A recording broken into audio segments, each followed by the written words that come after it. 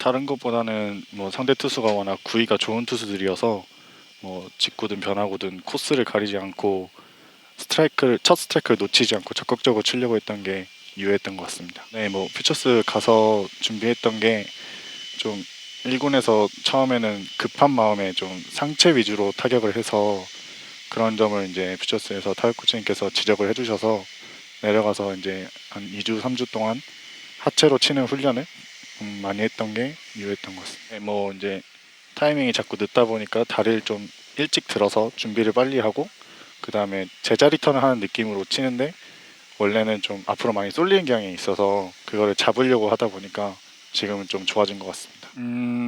뭐 중간에 너무 힘들었던 순간들도 있었고 뭐 그만을 해야 되겠다는 생각도 여러 번 많이 했었는데 제가 너무 야구를 좋아하다 보니까 포기할 수 없어서 끝까지 열심히 했던 게 어제 오늘 좋은 결과로 이어진 것 같습니다. 아무래도 뭐 어머니랑 저희 할머니가 저를 어렸을 때부터 되게 이제 케어를 해주셨는데 이제 제가 이군 생활을 오래 하다 보니까 뭐 본의 아니게 이제 제 눈치를 보시면서 이제 집에서 생활을 하시다 보니까 그게 좀 마음에 걸렸던 것 같습니다. 항상 일단 어머니랑 할머니보다 이제 저희가 신인 시절 때 돌아가신 외삼촌이 계신데 예, 제가 초등학교 야구 시작할 때부터 프로 들어가기 전까지 저를 항상 케어해 주시고 먹는 것까지 관리해 주셨단 말이에요. 근데 이제 제가 잘하는 모습을 보지 못하고 먼저 하늘나라로 가셔서 어제도 많이 생각났고 오늘도 좀 생각이 많이 나는 것 같습니다. 그리고 뭐 어머니랑 할머니도 이제 더 좋은 모습을 보여주려고 제가 더 노력하겠습니다.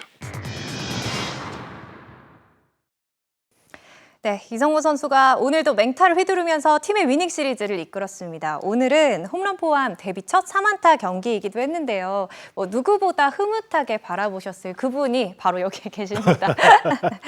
네, 이순철 위원님 해설위원의 눈으로 좀 어떻게 보셨나요? 인터뷰 보니까 뭐 저 집에서 저는 없는데요. 아니, 너무 당연한 야구 거니까. 기술은 코치한테 물어보고 너무 당연한 거니까 집에서 케어는 뭐 할머니하고 엄마가 다 하고 저는 아무것도 안 했는데요. 서운한데요. 사실 조금은 서운하셨을 것 같다는 생각도 했어요. 왜요? 뭐 말을 안 해서. 아니, 야구 기술은 뭐 저도 해설을 하면서 야구 타격 기술 많이 네. 얘기를 하는데 저한테는 잘 물어보지 않고 타격 코치한테 그게 바람직하기는 합니다. 바람직한데 이군 타격 코치가 그렇게 잘 가르쳐서 좋은 성적을 내게 했으니까요. 또 그 보람이 이군 코치에게 또 가야 되겠죠. 네. 사실 이 정도면 이성곤 시리즈였다라고 할 만큼 이틀 연속 활약이 정말 좋았는데요. 좀 오늘 타격부터 좀 분석을 해주신다면 네. 어떻게 보셨는지 방금 하이라이트로 보셨잖아요. 글쎄 제가 그 결과를 보니까요. 네. 전부 지금 안타를 때려낼 때는 1구, 2구 안에 지금 다 안타를 만들어내고 있습니다. 이제 그렇게 보면 어저께 말씀드렸듯이 타자에게는 초구가 찬스다. 그러나 투수에게는 초구가 무기가 될 수 있기 때문에 그것은 이제 투수가 얼마나 잘 활용하느냐인데 이성훈 선수가 들어와서 매우 공격적인 거. 아까 기술적인 것은 우리 이승엽 위원이 다 설명을 해드렸기 때문에 뭐 그걸 뭐 다시 반복해서 설명을 드릴 필요는 없을 것 같고요. 이성훈 선수가 가지고 있는 어떤 파워를 가지고 매우 공격적으로 했던 부분이 오늘 이성훈 선수가 어제에 이어서 좋은 그 결과를 만들어냈던 것 아니냐 생각이 드네요. 그래서 이성훈 선수가 두 번째 타석에서 변화구를 받아치는 걸 보면 이제는 이성훈 선수가 계속 같은 페이스를 유지한다고 한다면 스트라이크를 던져서는 승부가 안 되는 그런 상황까지 지금 온 것 같아요. 그러니까 이성훈 선수는 이제 그걸 잘 참아내야 되고 네. 또 이 페이스를 그대로 유지하고 가야 되고 상대 투수들은 이제 스트라이크가 아닌 유인구를 적절하게 잘 던지면서 헛스윙이라든지 파워를 유도해내야 되는 것 아닌가 이런 생각이 듭니다. 네, 역시 명쾌한 분석이네요. 근데 저는 인터뷰를 보면서 들었던 생각이 정말 피는 못 속인다. 라는 두 가지 방면으로 생각이 들었어요. 첫 번째는 역시 위원님의 아들이어서 말을 참 잘한다 였고요. 두 번째는 위원님도 이렇게 약간 표현하기 쑥스러워 하시잖아요. 네. 근데 이성근 선수도 막상 대놓고 표현을 하기가 너무 쑥스러워서 약간 일부러 제일 크게 생각이 나는데 말을 안 했지 않나라는 생각이 들거든요. 평소에는 엄청 이야기를 많이 하거든요, 이성근 선수가. 그건 세윤 씨한테만 이야기하고 저한테 이야기 안 하는 것이기 때문에. 위원님이 평소에 전화를 잘 안 해주셔서 그런 거 아닌가요? 아니, 평소 전화는 잘 안 하는데요. 문자는 자주 합니다. 문자는 자주 하는데. 저도 많이 가르쳐 주는데 서운한데요. 저 이야기는 전혀 답 안 하고 있기 때문에. 사실 어제 저한테 약속하셨잖아요. 통화를 네. 하시기로. 네. 근데 확인을 해보니까 통화는 없었고 문자만 있었다라고 네. 하더라고요. 통화는 왜 안 하셨어요? 전화를 하려고 했는데요. 또 네. 그 같은 룸메이트가 있기 때문에 또 야구를 하루 잘하고 들어가서 또 이렇게 여러 전화를 받고 이러면 룸메이트에게도 좀 신경이 쓰일 것 같고 그래서 그냥 문자로 이 얘기를 했습니다. 네, 숙소 야구 생활을. 이성권 선수가 야구를 2번 잘했다고는 제가 PD의 갑질에 스튜디오에 너무 많이 불려올 것 같은데요.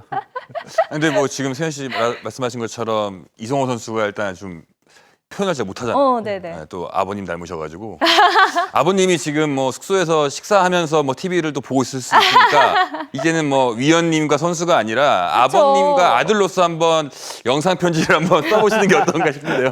아니 뭐그 대학을 졸업하고 와서 퓨처스에 오랫동안 있었기 때문에 마음고생이 엄청 심했을 거예요. 그런데 이제 지금이 더 중요한 게 아니고 앞으로 이성훈 선수가 가야 될 길이 더 멀고 험난합니다. 이제 시작이고 상대가 견제에 들어올 때 어떻게 견뎌내느냐 이런 것들이 남아 있기 때문에 이성훈 선수가 그 아픔을 잊지 말고 퓨처스에서 고생했던 아픔을 잊지 말고 이것을 이 페이스를 이 꾸준함을 그러니까 이성훈 선수뿐만 아니라 모든 선수가 이성훈 선수처럼 꾸준함을 갖지 않고 있다고 보면 또다시 퓨처스로 내려가야 되거든요. 그러니까 이성훈 선수를 비롯해서 모든 선수들은 꾸준함을 가져야 된다. 그래서 네네. 그 꾸준함을 갖도록 노력을 해야 된다. 그렇게 말씀드립니다. 역시 근데 아직도 표현을 아직도 못하시는 게 내려놓지 그냥 못하셨어요. 그런 거 있잖아요. 제가 원하는 건 아들아 뭐 그동안 고생했고 뭐 힘내기 바란다 이런 얘기. 여기는 사적인 자리가 공적인 자리이기 때문에 저는 해설자로서 이야기를 주는 것이 훨씬 더 효과적일 것 같아서 또 다른 선수들도 있잖아요. 다른 선수들 있으니까 이런 또 다른 터닝 포인트를 갖는 선수들이 분명히 나와야 되고 또 나올 수 있을 거라고요. 그러니까 네. 그런 데서 초점을 맞춰서 이야기를 하는 겁니다. 또 뭐 이성호 선수는 또 개인적으로는 얼마든지 소통을 할 수 있고 SNS를 통해서 할 수 있고 하기 때문에 그 해설자 입장에서 이야기를 드리는 겁니다. 네. 아마 많은 야구 선수들이 보고 깊게 깨달았을 것 같습니다. 그런데 제가 알기로는 평소에도 소통이 잘 없으시고 평생 거의 안 하신 걸로 진짜 알고 자주 있는데 합니다. 예, 정말 오늘을 딱 통해서 해주시면 안 될까요? 그러니까 필요할 때는 정말 자주 그러세요? 하는데 그런데 마지막에 그 자기 삼촌을 이야기를 했는데 네. 사실은 저보다는 자기 삼촌이 대학교 때까지 뒷바라지를 많이 했어요. 그런데 먼저 하늘나라로 가셨기 때문에 저도 그 얘기를 들으면서 굉장히 가슴이 좀 뭉클하고 눈시가 뜨거워졌는데 그거를 잊지 말고 잘했으면 좋겠고 또 삼촌도 위에서 바라보면서 이제 좀 흐뭇해하지 않을까 하는 생각이 듭니다. 그래서 잊지 않았으면 좋겠습니다. 네, 이렇게 길게 말씀을 해주셨는데 아마 보고 있는 이성곤 선수도 충분히 마음을 느꼈을 거라고 믿습니다.